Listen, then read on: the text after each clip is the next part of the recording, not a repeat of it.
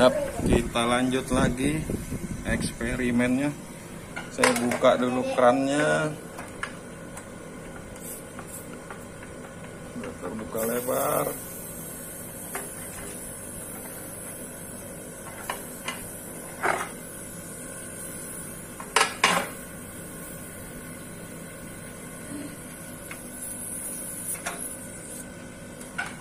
Nah, ini pipanya membeku seperti yang tadi kita awalnya ya, memang beku.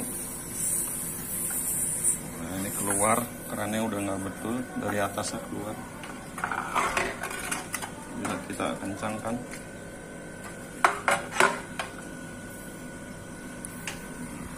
Ampere masih 2, sekian. Kita lanjut lagi, tekanan hanya 1 tadi, 1 PSI. Tambahin lagi. Pokoknya target saya sampai pipanya nggak beku. Masalah dia cuma dapat tekanan yang rendah, saya nggak terlalu nggak peduli lah istilahnya. Yang penting pipa nggak beku. Nanti pada saat pipa nggak beku berarti kan sudah bisa mendinginkan lah ya, mudah-mudahan di dalamnya. Ini kalau saya rasakan sudah mulai panas. Ampere masih 2, rendah, di bawah 2,5. Freon masih saya buka, masih terhubung dengan Freon 134 nya.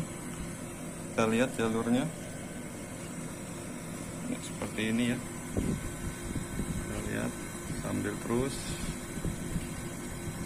apakah bisa mencairkan bunga esnya. Saya terus tambahkan, mudah-mudahan bisa, dan harus sampai bisa ya, karena udah beli freon lagi nih, jangan sampai kurang lagi. Ya, masih membeku.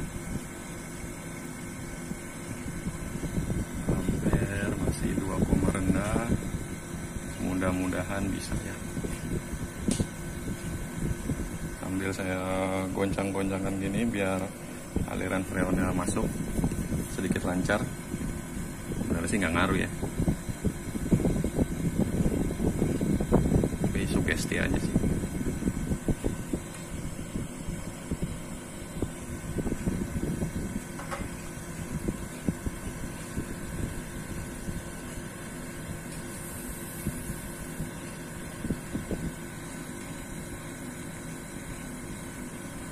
Ya, tekanan bisa naik sampai di 10. Pipanya masih beku. Kita buka lagi. Pokoknya target saya sampai pipanya ini nggak beku. Kita coba apakah bisa. Saya masukkan terus. Ampere masih ya, di angka di bawah 2,5. Saya sih berharap bisa di bawah 3 ampere ya, biar irit.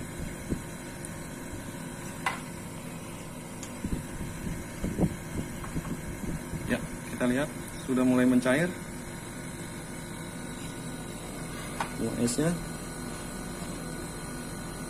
Kita masih teruskan memasukkan freon ke dalam sistem AC R22 1 PK dengan ampere masih di bawah 2,5 bahkan, sampai seluruhnya pembekuan pipanya hilang. Saya masih terus masukkan freonnya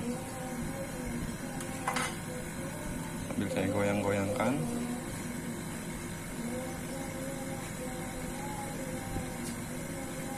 Sekali lagi, ini cuma buat eksperimen pribadi saya aja sih. Saya penasaran, karena kalau kulkas kan R134 mainnya di tekanan rendah, sehingga ampernya pun bisa rendah. Nah, ini terbukti bisa sih sebenarnya, cuma tinggal saya coba masukkan terus dengan harapan pipanya ini nggak beku.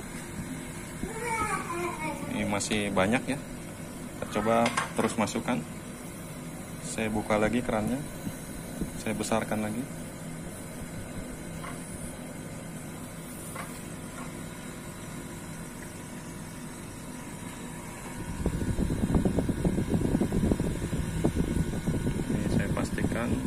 Kerannya sudah terbuka. Kita cek tekanannya dapat di 12 PSI. kita buka lagi, buka pol aja. Ini saya coba naikkan di sini.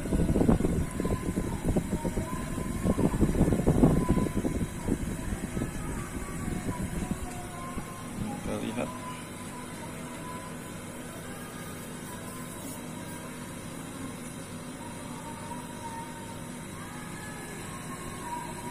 Ya, sambil saya goyang-goyangkan. Kita lihat pencairannya sudah mulai sedikit berkurang.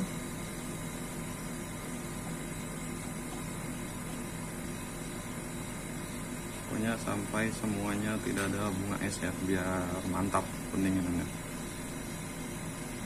Terus saya masukkan, terasa masih ada freonnya, saya habisin aja satu kaleng lagi. Yap, ya mantap, sudah mulai tidak ada bunga es, dan ini lebih panas dari yang sebelumnya freon full dengan R22. Ini kondensornya lebih panas. Nah, ini kita lihat sudah tidak ada bunga esnya, dan ampere masih bergerak, belum stabil di 23 sampai 2,7. Wah, lumayan di bawah 3 ampere ya. Nah, ini saya rasa sudah cukup ya. Kita coba tutup dulu kerannya.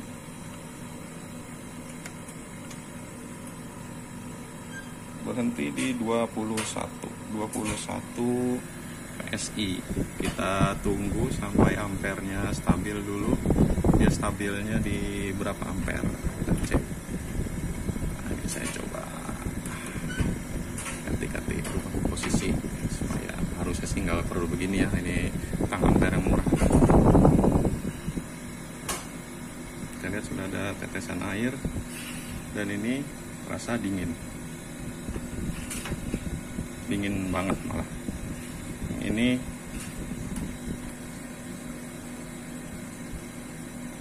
tidak terasa dingin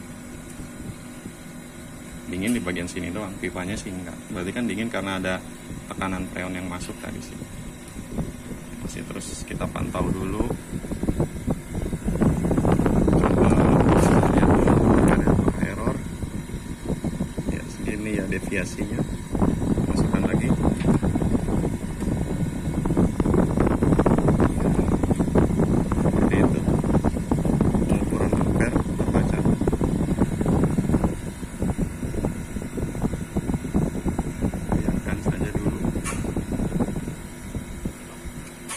Dilihat seperti ini sih sudah mantap sih sebenarnya. Harusnya sih sudah dingin. Kalau dilihat dari pipanya sudah dingin, yang bawah walaupun yang bawah belum ini. Berarti kita coba tambahkan lagi.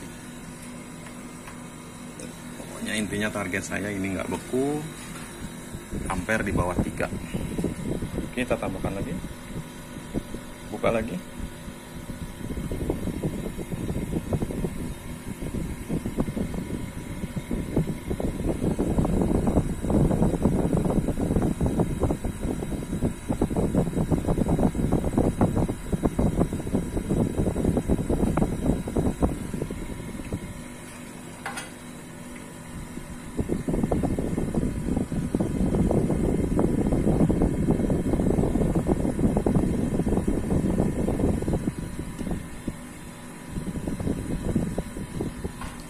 Cukup ya, udah lah. Sih PSI nya di 21 deh, 21 PSI ya. Kita lihat dengan AC kapasitas 1 PK, tekanan kerja di 21 PSI, ampere kompresor hanya di bawah 3, 2,3 sampai 2,6 ya. Katakanlah norma stabilnya kita ambil jalan tengah-tengahnya 2,5 ampere ya. 2,5 ampere itu kurang lebih ya lumayan ya, bisa menghemat. Bandingkan dengan sebelumnya terisi R22 secara normal tadi 4,4 ya, 4,3 4,4, hampir 2 ampere selisihnya. Lumayan pemirsa, bisa menghemat setengahnya. Sekarang kita coba tes di listriknya. Ini terbaca berapa watt. 594 ya, 594, katakanlah 600 watt. 600 watt ya lumayan, pakai AC 1 PK 600 watt dibandingkan tadi 890-an, hampir 900 watt ya, setengahnya ya. Sekarang kita lihat bagian dalam.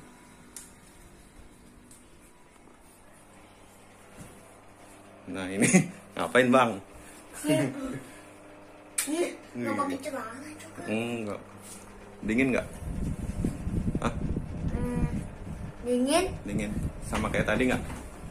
Nah, emang tadi dingin? Tadi dingin, yang malam? Iya. Malam dingin. Iya. Sekarang? Sekarang dingin. Dingin juga. Tapi cuma tadi pas aku tidur kayak berhenti gitu AC-nya. Oh iyalah, itu kak namanya. Kak. Nah, ini evaporator dalamnya tidak ada bunga es, berarti aman kita gunakan. Saya coba raba bagian bawah.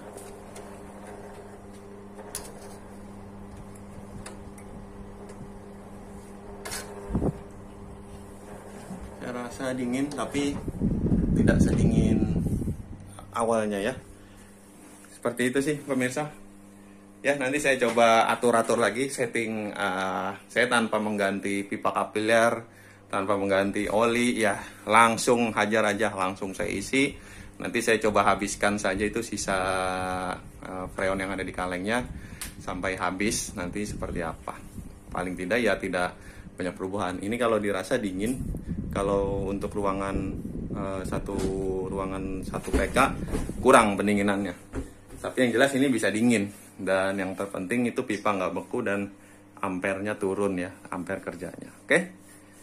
Dan saya belum tahu itu awet berapa lama kompresornya. Nanti kalau jebol, rusak, meledak, nanti saya bikin video lagi buat pemirsa. Jadi silahkan kalau mau coba cara saya silahkan, tapi resiko tanggung sendiri. Ya, oke, sampai di sini saja. Jangan lupa yang buat suka dengan videonya bisa diklik tombol subscribe-nya dan nyalakan loncengnya juga, karena kita akan coba-coba hal-hal yang ya pokoknya klik aja subscribe-nya. Terima kasih pemirsa, sampai bertemu kembali.